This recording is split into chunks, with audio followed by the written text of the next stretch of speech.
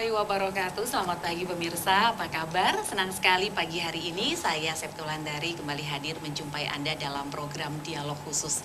Dan kali ini bersama dengan Bawaslu Provinsi Jawa Tengah kita akan membahas mengenai pengawasan penyelenggaraan pemilu 2024. Nah, sebagai penyelenggara pemilu secara spesifik Bawaslu Provinsi Jawa Tengah memiliki tugas gitu ya dalam hal pencegahan, penindakan sengketa maupun pelanggaran pemilu dan juga pengawasan tahapan-tahapan penyelenggaraan pemilu di 2024 nanti. Dan pengawasan ini, kinerja ini sudah dilakukan sejak 2022 lalu.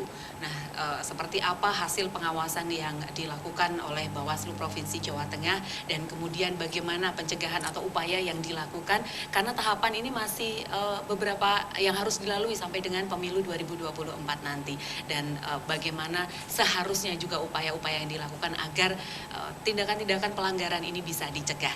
Bersama saya sudah hadir saat ini narasumber. Yang pertama saya akan sapa terlebih dahulu di pojok sana ya. Ini apa ya? Dedengkotnya Bawaslu Jawa Tengah lah bisa dibilang ya. Ini barangkali pemirsa di rumah sudah cukup mengenalnya. Ada Mas Rofi Udin, anggota Bawaslu Provinsi Jawa Tengah. Selamat pagi Mas Rofi. Pagi Mbak Septi. Oke, apa kabar Mas Rofi? Alhamdulillah sehat selalu. Oke, terima kasih sudah meluangkan waktunya di sela-sela kesibukannya yang luar biasa. Ya. Dan kemudian narasumber kami yang kedua ada Mas Dian Permata, peneliti Sindikasi Demokrasi dan Pemilu. Selamat pagi Mas Dian. Pagi Mbak Septi. Terima kasih juga sudah meluangkan waktunya pagi hari ini Mas Dian. Nah, kita langsung ngobrol ini seputar pengawasan Bawaslu Provinsi Jawa Tengah. Ini banyak sekali agendanya lah ya. Ini sudah mendekati mepet waktunya bentar lagi, tetapi tahapan-tahapan ini sudah dilalui nih. Hasilnya seperti apa nih sejauh ini dari tahapan ini apa saja yang saat ini sudah dilalui? Memang betul bahwa sejak lama ya Bawaslu sudah melakukan proses pengawasan di semua tahapan tentunya. Dan beberapa tahapan kan memang sudah selesai gitu ya. Dan ini juga masih berjalan tahapan-tahapan krusial lain hingga nanti puncaknya di 14 Februari 2024 gitu. Nah, khusus kali ini kan bicara soal hasil pengawasan pemutakhiran data pemilih ya. Yang mana data pemilih ini menjadi sesuatu yang sangat penting sekali karena ini terkait dengan hak dasar warga negara untuk memilih pemimpinnya begitu. Kalau dulu memang ketika zaman Orde Baru itu hak-hak dasar warga negara ini kan sangat dibatasi gitu ya. Paling hanya memilih legislatif gitu ya. Tapi hari ini Mbak Septi, pilihan presiden oleh rakyat, pilihan gubernur, bupati oleh rakyat, legislatif oleh rakyat, DPD oleh rakyat dan sebagainya. Maka dari sisi itu bagi Bawaslu tahapan penyusunan data pemilih ini menjadi sesuatu yang sangat krusial sekali karena terkait dengan hak dasar bagi seseorang. Dan kita tahu untuk memiliki hak itu juga tidak sembarang orang bisa memiliki. Karena di Undang-Undang 7 kan disebutkan bahwa pemilih itu warga negara Indonesia yang sudah berusia minimal 17 tahun dan atau sudah nikah. Itu pun ada batasan-batasannya yang juga terkait dengan hak pilih. Misalnya TNI, Polri yang dia masih aktif, dia tidak memiliki hak pilih. Atau orang yang dia oleh pengadilan diberi hukuman, dicabut ya, hak pilihnya, itu juga dia tidak bisa memilih. Gitu. Maka dari sisi itu Bawaslu hadir untuk memastikan semua warga yang memang dia berhak memilih terdaftar sebagai pemilih, mereka yang sebenarnya tidak memenuhi syarat menjadi pemilih, kok masih di dalam daftar pemilih, maka kita keluarkan. Maka dari sisi itu, penting kiranya membuat data pemilih ini menjadi valid, objektif, akurat, dan juga mutakhir.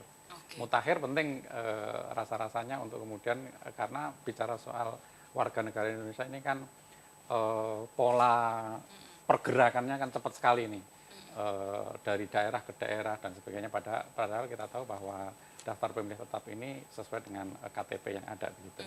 Nah, ini kan berarti sudah ditetapkan ya, untuk di daftar pemilih ini dan sudah dilakukan itu. Hasilnya dari Bawaslu sendiri seperti apa pengawasan terkait penyusunan daftar pemilih? Dari sisi jumlah pemilih di Indonesia, di Jawa Tengah itu ada 28,2 juta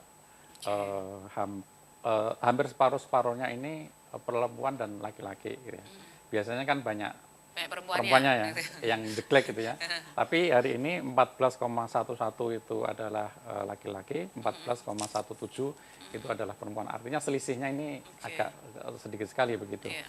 Nah tentu hasilnya kami melakukan berbagai upaya untuk memastikan hak pilih warga itu bisa terakomodir, meskipun dalam konteks akses data dari KPU itu kami sangat dibatasi. Misalnya kami itu tidak diberi by name, by address dalam konteks seluruh data yang ada yang itu digunakan sebagai KPU untuk melakukan coklit misalnya. Tapi bagi kami itu bukan sesuatu yang masalah untuk kemudian kami tidak bekerja serius. Kami tetap melakukan berbagai upaya untuk melakukan langkah-langkah strategis untuk memastikan DPT ini benar-benar valid begitu. Misalnya tanpa ada data dari KPU pun kami melakukan uji petik. Misalnya itu kan kami datangi rumah per rumah, nanya kepada warga apakah sudah dicoklit atau belum, sudah masuk DPT atau belum, dan lain sebagainya. Bahkan kami, Mbak Septi, ada juga program patroli kawal hak pilih. Itu kita keliling ke lapangan dengan melibatkan semua jajaran yang ada, gitu ya, untuk mengecek lagi. Nah, kalau misalnya nanti ditemukan ada warga yang dia sebenarnya memiliki hak pilih, tapi belum terdaftar sebagai pemilih, kami nyampaikan kepada KPU. Sama halnya ketika kami di data itu kok ini terdaftar sebagai pemilih, tapi dia misalnya TNI, Polri yang masih aktif, harus dikeluarkan. Gitu. Beberapa temuan saya kira ditemukan oleh jajaran kami ya, misalnya di Kabupaten Magelang, itu ada puluhan warga yang dia sudah dicoklit, Mas Dian. Sudah dicoklit, sudah dipasang gitu. Tapi ketika dicek di DPT, ternyata nggak ada. Ini yang saya kira apakah ini hanya terjadi di Magelang atau enggak, kami sedang memproses. Tapi contoh menarik ini, sudah dicoklit, ada warganya, ya kan? Tapi di daftar pemilih tetapnya nggak ada. Malah nggak ada. Nggak ada. Ini yang saya kira juga kami sudah menyampaikan rekomendasi kepada KPU untuk kemudian warga tersebut itu dimasukkan sebagai pemilih. Jangan sampai mereka ini kemudian di hari H nanti tidak bisa menggunakan hak pilihnya. Oke, baik itu. Jadi saya ke Mas Dian nih, dari uraian yang dijelaskan oleh Mas Rofi ini memang seberapa penting sebenarnya daftar pemilih ini gitu ya dalam proses kemudian proses pemilu nanti gitu ya, bagi warga lah, bagi kita ini seperti apa? Iya, baik Mas Evi. Dari keterangan Mas Rofi kan sudah kelihatan kan. Pertama memang harus diakui daftar pemilih itu adalah mahkota. Tanpa itu kita nggak punya dasar kan. Gitu. Jadi nggak ada undangan list pesta lah gitu kan. Ini kan pestanya rakyat ya. Iya. Harus dipastikan rakyat juga ikut semua. Tapi kan tadi sudah di-highlight berdasarkan undang-undang ada beberapa catatan yang tidak boleh ikut dalam kontestasi ini kan. Nah memang kan tadi Pak Rofi sudah bahkan sudah ada contoh kasus kan. Ada sudah dicoklit nggak ada orangnya. Nah, tapi ada juga temuan terbalik gitu kan. Tidak dicoklit tapi ada orangnya. Nah, itu kalau di ilmu politik rata-rata itu disebut phantom voters gitu kan. Jadi itu banyak kejadian masih banyak ya, di banyak kejadian. Bahkan gitu kan kita nyebutnya ini Mas Rofi ya, ada istilah beberapa kayak istilah zombie gitu kan. Dia sebenarnya posisinya sudah mati, meninggal itu, tapi di DPT masih ada. Ini kan zombie kan, itu kan zombie. Jadi teman-teman Bawaslu kan artinya ketika kan faktualnya teman-teman Bawaslu tidak diberikan akses Mas ya. Bahkan sepengetahuan saya hanya 6 sampai 7 saja.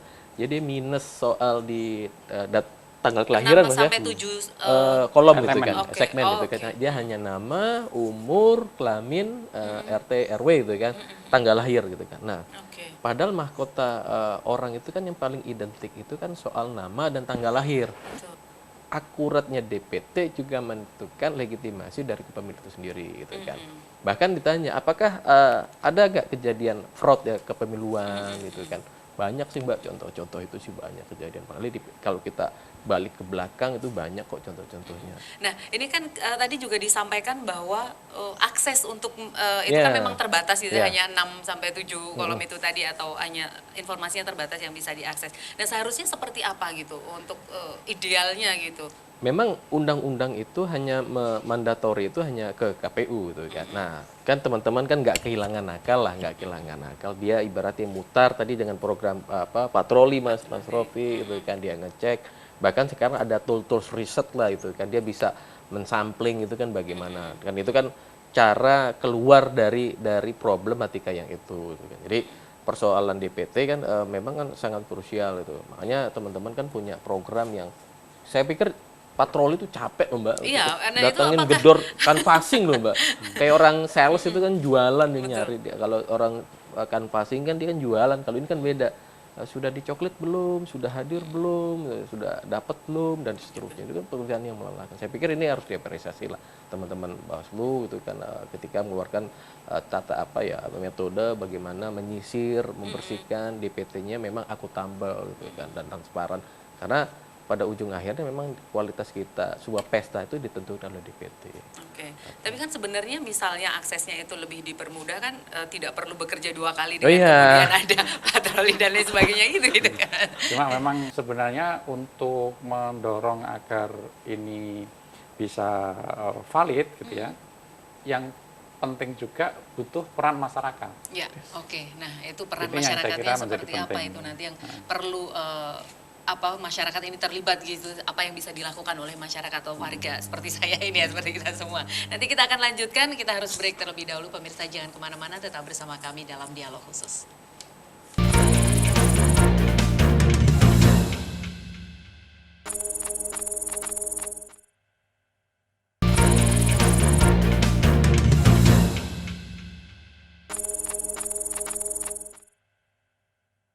Ya, masih bersama kami dalam Dialog Khusus dan masih bersama dengan Bawaslu Provinsi Jawa Tengah. Tadi Mas Rafiuddin menjelaskan gitu ya bahwa memang sebagai masyarakat, sebagai warga ini perlu partisipasinya gitu ya dalam pengawasan ini. Seperti apa mungkin bisa dijelaskan? Ya, cara paling mudah misalnya warga itu bisa mengecek apakah dia sudah masuk dalam DPT atau belum. Caranya dengan klik di handphone, internet, cek DPT online, masukkan NIK, nanti klik apakah sudah terdaftar atau belum. Nah, terdaftar pun itu apakah sesuai dengan TPS alamat di sekitar dia atau tidak, jangan-jangan di TPS luar negeri misalnya. Gitu. Ini kan yang saya kira juga harus diantisipasi. Ada kejadian temuan seperti misalnya itu juga begitu gitu. ya, bisa jadi. Terus yang berikutnya, kalau misalnya belum terdaftar, bisa lapor ke Bawaslu ataupun KPU untuk kemudian nanti dimasukkan dalam konteks data pemilih. Karena kan DPT ini kan istilah generik di undang-undang yang saya kira juga ada istilah-istilah lain. Ada DPTB, daftar pemilih tambahan. Itu misalnya Mbak Septi rumahnya KTP-nya Blora terdaftar di sana tapi kerjanya di Semarang. Pindah aja di TPS di Semarang misalnya. Itu bisa. Atau di DPK, pemilih yang dia tidak masuk di DPT juga tidak ada di DPTB. Itu istilahnya adalah DPK. Itu tapi dia harus punya KTP. Nanti mencoblos sesuai dengan alamat rumah yang ada di KTP itu. Di KTP itu gitu. Cuma mengantisipasinya agar hal-hal seperti ini juga tidak terjadi banyak begitu ya. Kenapa? Karena penyediaan surat suara untuk cadangan itu kan jumlahnya sangat kecil sekali gitu ya. Hanya 2% dan sebagainya gitu. Maka dari sisi itu mumpung hari ini masih panjang gitu ya, warga untuk segera mengecek apakah dia terdaftar atau belum. Lalu apa hal lain yang kemudian bisa dilakukan? Menurut saya tidak hanya dirinya, tapi juga sanak saudaranya, teman-temannya, ya, ikut mensosialisasikan soal data pemilih ini, begitu ya. Itu saya kira hal-hal yang kemudian bisa dilakukan sambil juga mengingatkan soal pentingnya penggunaan hak pilih, karena 5 menit di kotak suara itu akan menentukan 5 tahun masa depan sebuah bangsa begitu. Maka dari sisi itu menjadi sesuatu yang sangat penting sekali. Bawaslu sudah bekerja keras sejak awal sampai sekarang pun ini masih proses pengawalan DPTB dan tadi kasus-kasus yang memang terjadi, kami terus-menerus melakukan berbagai upaya gitu ya. Oke. Baik, nah Mas Dian, ini mengapa ini sebegitu pentingnya gitu masyarakat itu memang harus terlibat gitu. Kalau misalkan dia belum masuk ke daftar pemilih, dia nggak seharusnya punya hak pilih tapi tidak ada gitu. Kenapa masyarakat harus Iya, ikut terlibat seperti itu? begini Mbak Septi sama teman-teman gitu kan, bahwa pertama namanya pemilu itu kan pesta yang memilih masyarakat gitu kan, yang dipilih adalah peserta pemilu kan. Kan lucu pesta tapi nggak ada orangnya kan gitu kan, itu yang pertama. Kedua kan gitu ya, ketika pesta ini berlangsung kan negara spending Iya. uang ya kan besar sekali kan. Kalau hitungan saya sih hitungan saya sampai 110 triliun Mbak. Saya nggak tahu tuh uangnya. Itu untuk dua Iya, pemilu. semua pemilu dan di pilpres. pemilu dan Nah, pilpres. itu belum masuk pilkada itu kan. Ya belum lagi ada misalnya kan kita nggak tahu apakah nanti ada misalnya musim pas penghujan, kita pasti tambahin gitu kan. Nah, itu kan apalagi belum soal keamanan. Bayangkan itu 110 triliun gitu kan. Kalau 110 triliun itu ibaratnya ini bicaranya inilah bicara yang paling rendah lah. Dibagi ke jumlah DPT nasional itu hampir negara itu memberikan insentif itu 600.000 orang untuk menggunakan hak pilih. 600.000 per orang. 600.000 paling. Bayangkan di tahun 55 itu hanya sekitar 1.200 kan jomplang Mbak ya. Rugi loh nggak menggunakan hak pilih itu kan. Jadi udah dikasih uang itu kan nggak gunakan hak pilih kan percuma kan. Cuman kan begini, di Indonesia kan memang kan normanya di undang-undang kan ada hak dipilih sama hak memilih Mas Rofi ya. Nah, kalau nih kita nih Mbak Evi gitu kan Mas Rofi, kalau kita misalnya anggaplah di Australia, Belgia, Luxembourg, 600.000 nggak dipakai, kena sanksi Mbak, Oke. kena sanksi. Oh, kalau di negara Iya, Australia itu tadi. kena $20. $20 Iya, kan kalau dia di rupiahkan itu sekitar 250.000. Bayangkan mereka ada sanksi, kalau kita kan nggak ada sanksi kan itu. Ya itu kan cara negara menekan menumbuhkan kesadaran bahwa ini pestanya rakyat yang harus hadir justru kan. Kalau kayak Mas Rofi kan tugasnya kan ngawal bagaimana tidak ada pelanggaran, teman-teman KPU bagaimana pesta ini berjalan sesuai dengan tahapan dan sesuai regulasi. Maka kalau ditanya partisipasinya mah datang ke TPS itu puncak akhir dari perwujudan partisipasi masyarakat. Oke. Jadi tapi sebelum itu pastikan dulu apa kata tadi Pak Rofi gitu kan. Dia sudah terdaftar belum di DPT, sudah ada belum nama, sudah ketahuan dia di TPS. Jangan-jangan bener tadi kan dia negeri Konoha lagi kan. Oke, jadi memang sebegitu pentingnya gitu ya, karena juga anggaran tadi 110 triliun luar biasa, kayak sangat besar gitu ya, gitu. Tapi kalau sebenarnya bisa nggak sih kemudian mungkin ini sebagai catatan gitu ke depannya bahwa perlu regulasi-regulasi yang untuk menekan hal semacam itu gitu di masyarakat kita. Iya, memang kan begini kan pemerintah ada saya gitu memang sebagai tim pakar kan memang pemerintah punya target ya di RJPM itu di 77,5 Mas ya 75. Jadi kan itu kan target nasional. Jadi kan ini ibaratnya kan gini, pesta ini harus sukses lah gitu kan. Jangan sampai nggak sukses, kue sudah disediakan dalam tanda kutip pesta, makan disediakan tapi masyarakatnya nggak datang. Tidak rauh ke pesta itu kan jadi catatan sendiri kan. Uang yang sudah dihamburkan juga sudah besar. Bayangkan kalau hitung-hitungan saya untuk melaksanakan pesta ini aja ya itu melibatkan hampir lowongan pekerjaan hampir 6 juta loh. 6 juta lapangan pekerja loh. 6 juta lapangan pekerja. Belum apalagi nanti ada rekrut lagi PTPS ya Mas Robi ya? PTPS tuh. Oh, iya. Ini jagaan TPS itu. Satu TPS satu orang kira-kira TPS berapa Mas Robi? 800 ribuan ya? TPS kita berapa? Di Jawa Tengah 115.000. 115.000 itu rekrutmen baru lagi. Bayangkan negara itu kan mengundang masyarakat tidak hanya mencoblos tapi juga ikut mengawasi sebagai PTPS gitu kan. Jadi kan bisa dilihat kan fungsi negara itu memang dijalankan secara maksimal kan, biaya sudah, mengawasi sudah.